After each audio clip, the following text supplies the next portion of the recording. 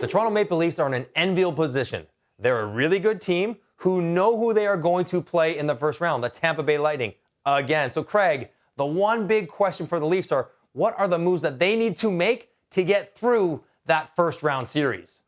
Yeah, and knowing exactly who you're going to play against, having the benefit of last year's playoff series versus the Tampa Bay Lightning are really instructive. Kyle Dubas has said he's not going to do anything big. Well, define nothing big. I think he needs to do something significant. And the price of not doing something significant hurts his group because the group is very good. So where do I look? Third line center. Who do I look at? I look at Ivan Barbashev, a Stanley Cup champion. He can play in a lot of different spots and give a lot more strength up the middle of the ice behind Matthews, behind Tavares. A blue liner that can replace Jake Muzzin. If Jake Muzzin comes back, great, but I don't think you can count on him.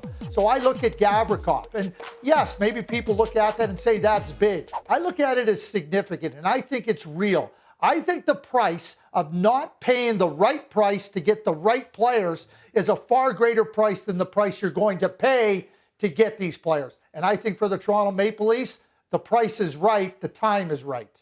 Well, Kyle Dubas alluded to the fact that he doesn't maybe want to trade a top prospect in Matthew Knies or maybe a future first-rounders. Now, maybe he's just calming the waters and tempering expectations before he does that. But I'm with you. At this point, if you're the Toronto Maple Leafs, worrying about players that might help you 2, 3, 4 years down the road, while it's prudent, it's not logical. Not where the team is, not where the group is, not where the contracts of their top players that are going to expire pretty soon are. So I think they do have to be aggressive.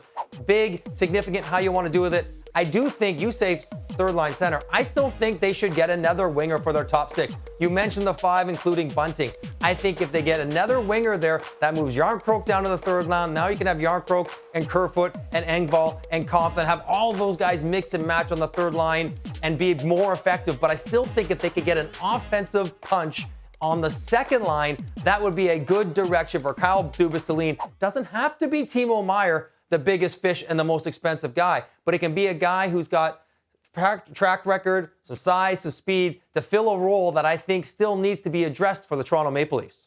Absolutely. And I think it's about addressing those needs. And when you look back at last year's series, you talk about how well the Leafs played. Well, in a 50-50 series, they just fell behind. In Game 7, when it was still 50-50, they fell just behind. Nick Paul wasn't a big, sexy addition for the Tampa Bay Lightning, but he was a significant addition. And where that significance came into play is when it pushed them just above 50% and pushed the Leafs out.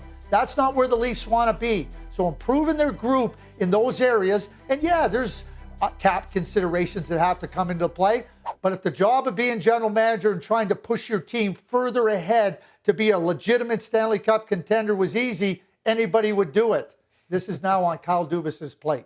Yeah, he's got a big challenge in front of him. I think we all agree maybe adding some size and some strength on their depth of defense. You mentioned Gavrikov, maybe Scott Mayfield, but who knows? The Islanders are kind of back into it. There's Jake McCabe out of Chicago. Somebody like that who can play third pair or offer something different on the third pair if you decide to mix it up. But the one thing I also wonder about, Craig, with Matt Murray's injury situation this year, he's had a hard time.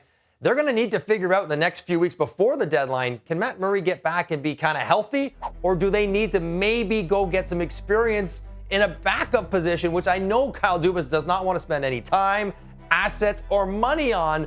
But I think if Matt Murray's not going to be healthy, do you want to go in there with Shalgren or Wall as a backup to Samsonov? Probably not. So that's one area I don't think they want to address. But depending on how the next few weeks shake out, they might have to. Absolutely. And how the next few weeks shake out is about where Matt Murray finds himself health-wise. This may go right down to the wire at the trade deadline, near the last hour of the trade deadline to find that player. But I think that if Matt Murray, who we've seen is not durable, we've seen that over the last 5 years, he's not durable, they may have to consider it regardless of what the report is on Matt Murray. Either way, the Leafs know who is in front of them and what is in front of them. I expect them, Craig, to be aggressive, trying to make their team better with maybe not big, but significant acquisitions.